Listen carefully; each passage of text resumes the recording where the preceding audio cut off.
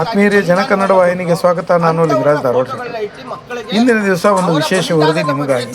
ವರದಿ ಜಗದೀಶ್ ಉಣ್ಕಲ್ ಅವರಿಂದ. ಸರ್ಕಾರಿ ಶಾಲೆ ನನ್ನವ್ವ ಏಕರೂಪ ಸಮಾನ ಶಿಕ್ಷಣಕ್ಕಾಗಿ ಮಂಡ್ಯ ಜಿಲ್ಲೆಯ ಐತಿಹಾಸಿಕ ಪಾದಯಾತ್ರೆ ಏಪ್ರಿಲ್ 11ರಿಂದ ಆರಂಭ.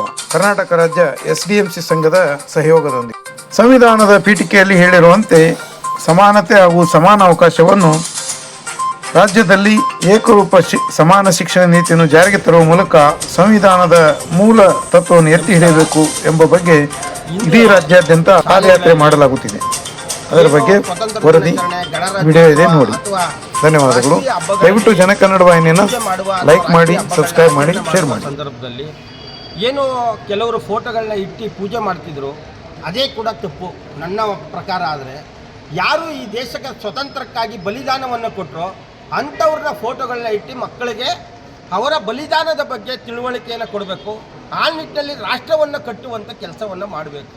ಯಾರೋ ಕೆಲಸಕ್ಕೆ ಬರದೇ ಇರೋರು ಅಂತ ಹೇಳೋದಕ್ಕಿಂತನೂ ಬಲಿದಾನವನ್ನೇ ಆಗದೇ ಮೋಜು ವಸ್ತುಕ್ಕಾಗಿ ಬಂದಂಥವ್ರನ್ನ ಫೋಟೋಗಳನ್ನ ಇಟ್ಟು ಮಕ್ಕಳಿಗೆ ತಿಳುವಳಿಕೆ ಕೊಡೋದ್ರಿಂದ ಅವರ ಮೇಲೆ ಪರಿಣಾಮಕಾರಿಯಾದಂಥ ಪರಿಣಾಮ ಬೀರೋದಿಲ್ಲ.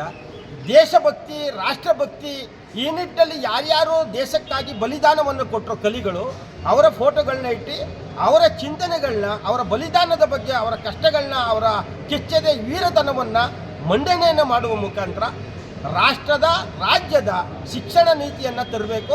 ಆ ನಿಟ್ಟಿನಲ್ಲಿ ರಾಷ್ಟ್ರಭಕ್ತಿಯನ್ನು ಬೆಳೆಸಬೇಕು ಮಕ್ಕಳಲ್ಲಿ ಅಂತ ನಾನು ಹೇಳಲಿಕ್ಕೆ ಬಯಸ್ತೇನೆ. ನಾನು ಕೆಲವು ವ್ಯಕ್ತಿಗಳನ್ನ ಹೇಳ್ತೇನೆ, ಅದು ಸರ್ಕಾರ ಮುಂದಿನ ದಿನಗಳೇ ಅವ್ರ ಫೋಟೋಗಳನ್ನ ಇಡಲಿಕ್ಕೆ ಪ್ರಯತ್ನ ಮಾಡಬೇಕು. ಚಂದ್ರಶೇಖರ್ ಆಜಾದ್, ಕೆಚ್ಚದೆ ವೀರ, ರಾಷ್ಟ್ರ ನಿರ್ಮಾಣದಲ್ಲಿ ರಾಷ್ಟ್ರಕ್ಕಾಗಿ ಬಲಿದಾನವನ್ನು ಮಾಡಿದಂಥವ್ರು.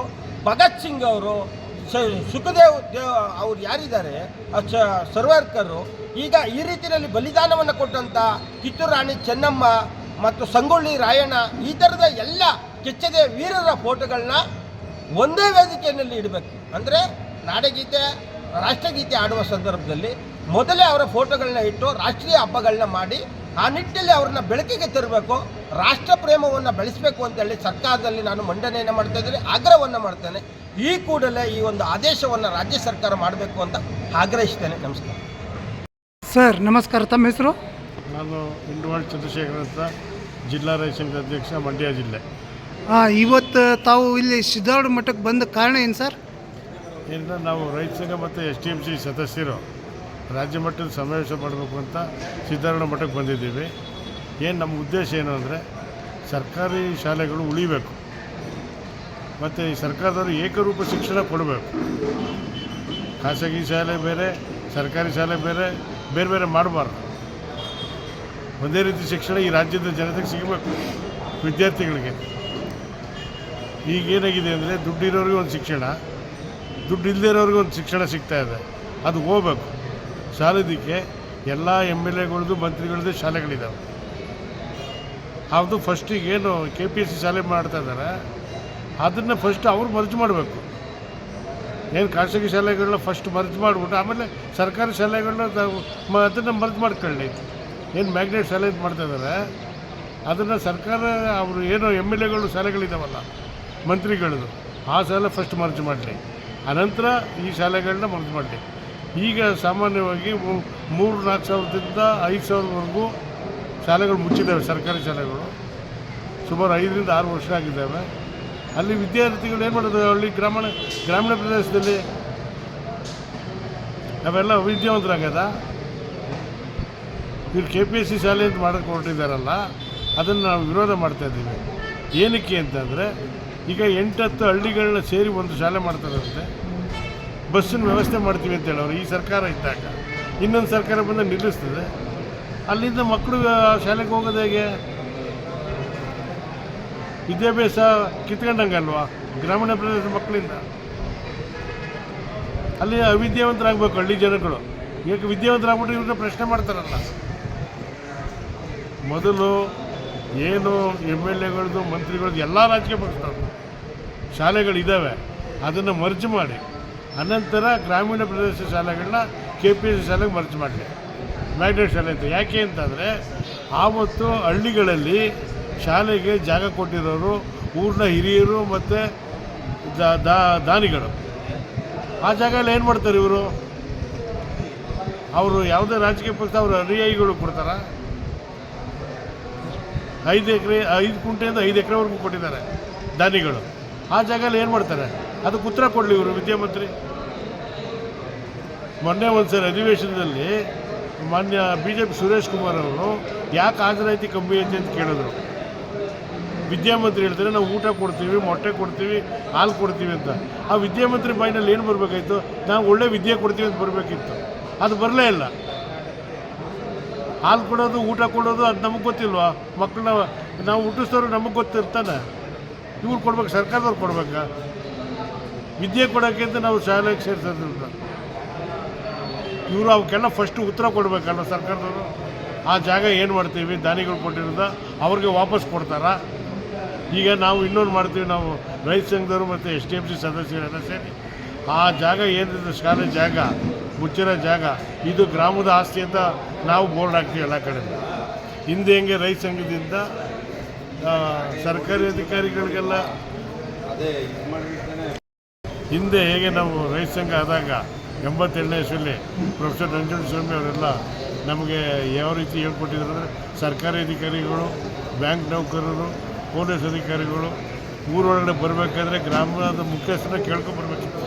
ಅದೇ ರೀತಿ ನಾವು ಈಗ ಏನು ಸ್ಕೂಲ್ ಜಾಗ ಇದೆ, ಮುಚ್ಚಿರೋ ಸ್ಕೂಲ್ ಜಾಗ ಇದೆ, ನಾವು ಇದು ಗ್ರಾಮದ ಆಸ್ತಿ ಅಂತ ನಾವು ಘೋಷಿಸ್ಕೊತೀವಿ. ನಮ್ಮ ಗ್ರಾಮದ್ದು ಯಾವ ಸರ್ಕಾರದವರು ಕೊಟ್ಟಿರಲಿಲ್ಲ. ಅದನ್ನು ವಿದ್ಯಾಭ್ಯಾಸದಲ್ಲಿ ನಮ್ಮದು ಒಂದೇ ಗುರಿ, ಏಕ ರೀತಿ ಶಿಕ್ಷಣ ಕೊಡಬೇಕು. ಗ್ರಾಮೀಣ ಪ್ರದೇಶದವ್ರಿಗೆ, ನಗರದವ್ರಿಗೆ ಎಲ್ರಿಗೂ ಒಂದೇ ಶಿಕ್ಷಣ ಕೊಡಬೇಕು. ಮತ್ತು ಆರೋಗ್ಯ, ಈಗ ಯಾವುದೇ ಹಾಸ್ಪಿಟ್ಲಿಗೆ ಹೋಗಿ ಅಲ್ಲಿ ಡಾಕ್ಟ್ರುಗಳು ನರ್ಸಿಂಗ್ ಹೋಮ್ ಗುರ್ತಿಟ್ಕೊಂಡ್ಬಿಟ್ಟಿರ್ತಾರೆ. ಇಂಥ ನರ್ಸಿಂಗ್ ಹೋಮ್ ಬನ್ನಿ ಈ ಟೈಮ್ಗೆ ಅಲ್ಲಿ ನೋಡ್ತೀವಿ ಅಂತಾರೆ. ಯಾಕೆ ಇವರು ಉಚಿತವಾಗಿ ಕೊಡಬಾರ್ದು? ಎಲ್ಲರೂ ನರ್ಸಿಂಗ್ ಹೋಮ್ಗೆ ಆಗುತ್ತಾ? ಎಷ್ಟು ಜನಕ್ಕೆ ಗೊತ್ತಿರ್ತದೆ ನರ್ಸಿಂಗ್ ಹೋಮ್? ಆಸ್ಪತ್ರೆಗೆ ಬರ್ತಾರೆ, ಅಲ್ಲಿ ಯಾವುದೇ ಡಾಕ್ಟ್ರು ಲಕ್ಷಾಂತರ ರೂಪಾಯಿ ಸಂಬಳ ತಗೋತಾರೆ. ಯಾವ ಡಾಕ್ಟ್ರು ಸರಿಯಾಗಿ ನೋಡ್ತಾ ಇಲ್ಲ. ಪ್ರಾಣ ಕಳ್ಕೊತಾ ಇದ್ದಾರೆ ರೈತರುಗಳೆಲ್ಲ, ನಾಗರಿಕರು, ಬಡವರು, ಸಾಹುಕಾರರಿಗೆ. ಈ ರಾಜ್ಯದಲ್ಲಿ ಅದೇ ರೀತಿ ಆಗಿರೋದು. ಯಾವುದೇ ರಾಜಕೀಯ ಪಕ್ಷ ಬಂದರೂ ಸಾಹುಕಾರರಿಗೆ ಒಂದು ರೀತಿ, ಬಡವರಿಗೆ ಒಂದು ರೀತಿ ಆಗಿದೆ. ನಾವು ಏಕರೂಪ ಶಿಕ್ಷಣ ಮತ್ತು ಆರೋಗ್ಯ ಕೊಡಬೇಕು ಎಲ್ರಿಗೂ. ಆಗ ಈ ರಾಜ್ಯ ಸುಭಿಕ್ಷ ಆಗುತ್ತೆ. ಇದು ದಿವಾಳಿ. ಬಡವರು ಬಡವರಾಗಿ ಇರೋದು, ಸಾಹುಕಾರರು ಸಾಹುಕಾರರಾಗಿ ಇರೋದು. ಯಾತಕ್ಕೆ ಈ ಥರ ಎರಡು ನೀತಿ ನಡೆಸಬೇಕು ಸರ್ಕಾರದವರು? ಹಳ್ಳಿಗಳಲ್ಲೆಲ್ಲ ಭಾಷಣ ಹೊಡಿತಾರೆ. ನಾವು ಅಷ್ಟೊಂದು ಸೌಲಭ್ಯ ಕೊಡ್ತೀವಿ ಅಂತ ಏನು ಕೊಡ್ತಾ ಇದ್ದಾರೆ? ಎಲ್ಲ ಈಗ ಕೊಟ್ಟಿರೋದೆಲ್ಲ ಕಿತ್ಕೋದವ್ರು ಇವರು ವಾಪಸ್ಸು. ನಿಜ, ಈಗ ನೀವು ತಾವು ಹೇಳ್ತಾ ಇರೋದು ನಿಜ. ಆದರೆ ಈಗ ಆಲ್ರೆಡಿ 70 ವರ್ಷಗಳಿಂದ ನಡ್ಕೊಂಡು ಬಂದಿರುವಂಥದ್ದನ್ನು ಅದನ್ನ ಕೈ ಬಿಡು ಅಂತ ಹೇಳಿದ್ರೆ ಕೈ ಬಿಡೋಕ್ಕಾಗತ್ತಾ ಸರ್ಕಾರಲಿಂತ್ರ? ಆಗಲ್ಲ. ಅವ್ರು ಬಿಡಬೇಕು. ಕಾರಣ ಏನು ಸರ್ಕಾರಿ ಶಾಲೆಗಳಿದ್ದಾವೆ ಮುಚ್ಚಬಾರ್ದು. ಯಾಕೆಂದರೆ ಸರ್ಕಾರಿ ಶಾಲೆಯಲ್ಲೇ ಉನ್ನತವಾದ ಏನು ಶಿಕ್ಷಕರು ಇರೋದು. ಖಾಸಗಿ ಶಾಲೆಯಲ್ಲಿ PUC SSLC ಮಾಡ್ಕೊಂಡು ಮೇಡಮ್ಗಳು ಮಾಸ್ಟರ್ಗಳು ಕೆಲಸಕ್ಕೆ ಸೇರ್ಕೊಂಡಿರ್ತಾರೆ. ಇಲ್ಲಿ BA BEd MA BEd ಮಾಡ್ಕೊಂಡು ಸರ್ಕಾರಿ ಶಾಲೆಯಲ್ಲಿ ಒಳ್ಳೆ ಉನ್ನತವಾದ ಮಾಸ್ಟರ್ಗಳಿದ್ದಾರೆ. ಈಗ ಸರ್ಕಾರಿ ಕೆಲಸದಲ್ಲಿ ಇರೋರು ಸರ್ಕಾರಿ ಶಾಲೆಯಲ್ಲಿ ಓದಿಸ್ಬೇಕು ಮಕ್ಕಳನ್ನ. ಇಂಕ್ರಿಮೆಂಟು, ಆ ವೇತನ ಈ ವೇತನ ಅಂತ ತಗೋತಾ ಇರ್ತಾರೆ. ಅವ್ರಿಗೆ ಸರ್ಕಾರಿ ಶಾಲೆಗೆ ಸೇರಿಸ್ಬಾರ್ದು. ಕೆಲವು ಮಾಸ್ಟರ್ಗಳು, ಎಲ್ಲರೂ ಅಂತಲ್ಲ, ಕೆಲವು ಮಾಸ್ಟರ್ಗಳು ಖಾಸಗಿ ಶಾಲೆಗೆ ಮಕ್ಕಳು ಬಿಟ್ಬಿಟ್ಟು ಸರ್ಕಾರಿ ಶಾಲೆಗೆ ಪಾಠ ಮಾಡೋಕ್ಕೆ ಬರ್ತಾರೆ. ಅವ್ರು ಮಾಡೋ ಪಾಠದ ಮೇಲೆ ಅವ್ರಿಗೆ ನಂಬಿಕೆ ಇಲ್ಲ. ಅದು ಹೋಗಬೇಕು. ಈಗ ತಾವು ಹೇಳೋದೆಲ್ಲ ನಿಜ. ಈಗ ಮೊನ್ನೆ ತಾನೇ ಒಂದು ತಾವು ಕೇಸ್ ನೋಡಿದ್ರಿ.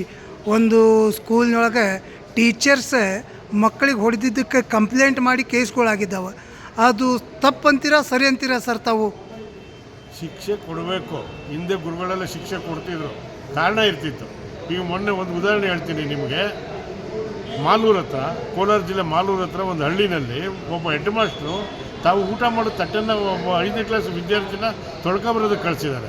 ಗುರು ಸೇವೆ ಮಾಡಲಿ, ಅದಕ್ಕೆ ನಾವು ವಿರೋಧ ಅಲ್ಲ. ಆದರೆ ಆ ಹುಡುಗ ಸಂಪಲ್ಲಿ 10 ಅಡಿ ಸಂಪಲ್ಲಿ ಮುಳುಗೋಗಿದ್ದಾನೆ. ಅದಕ್ಕೆ ಜವಾಬ್ದಾರಿ ತಗೋಬೇಕಾದ್ರೆ ಅವರು ಆ ಗುರು ತಗೋಬೇಕಿತ್ತು. ಅವ್ರು ಹೋಗೇ ಇಲ್ಲ. ಆ ಹುಡುಗ ನೀರಲ್ಲಿ ಮುಳುಗಿ ಸತ್ತೋದ.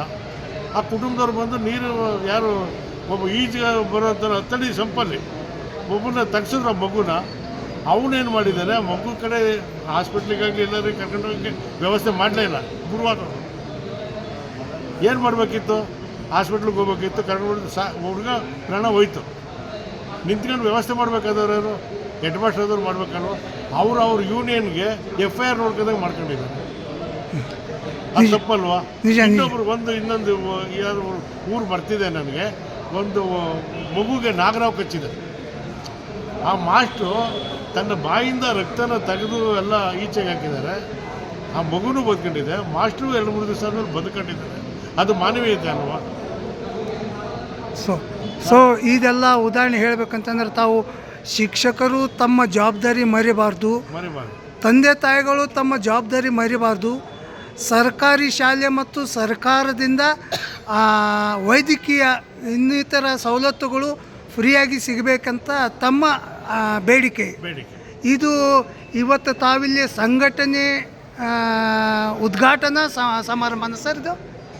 ಇದು 3ನೇದು. ಇದು ಅಚ್ಚಾ, ಈ ಜಿಲ್ಲೆನಲ್ಲಿ ಬಳ್ಳಾರಿ ಹುಬ್ಬಳ್ಳಿ ಜಿಲ್ಲೆನಲ್ಲಿ 3ನೇ ಸಮಾವೇಶ. ಇದು ಬೇರೆ ಕಡೆ ಎಲ್ಲ ಮಾಡಿದ್ದೇವೆ, ಇದು 3ನೇದು ಸಮಾವೇಶ.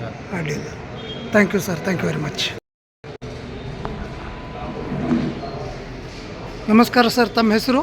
ನಮಸ್ಕಾರ. ಬನ್ನೂರು ನಾರಾಯಣ್, ಕರ್ನಾಟಕ ರಾಜ್ಯ ರೈತ ಸಂಘ ಮೂಲ ಸಂಘಟನೆ, ಮೈಸೂರು ಜಿಲ್ಲಾಧ್ಯಕ್ಷ. ಈಗ ತಾವು ಹುಬ್ಳಿಗೆ ಬಂದಿರುವ ಉದ್ದೇಶ ಏನು ಸರ್? ನಾವು ಗಂಡು ಮೆಟ್ಟಿದ ನಾಡು ಹುಬ್ಬಳ್ಳಿಯ ಸಿದ್ಧಾರೂಢ ಮಠದಲ್ಲಿ ಇವತ್ತು ಸರ್ಕಾರಕ್ಕೆ ಒಂದು ಚಾಟಿ ಬೀಸುವ ನೆಪದಲ್ಲಿ, ಅಂದರೆ ಉಗ್ರ ಹೋರಾಟವನ್ನು ರೂಪಿಸಬೇಕು ಅಂತೇಳಿ ಬಂದಿದ್ದೀವಿ.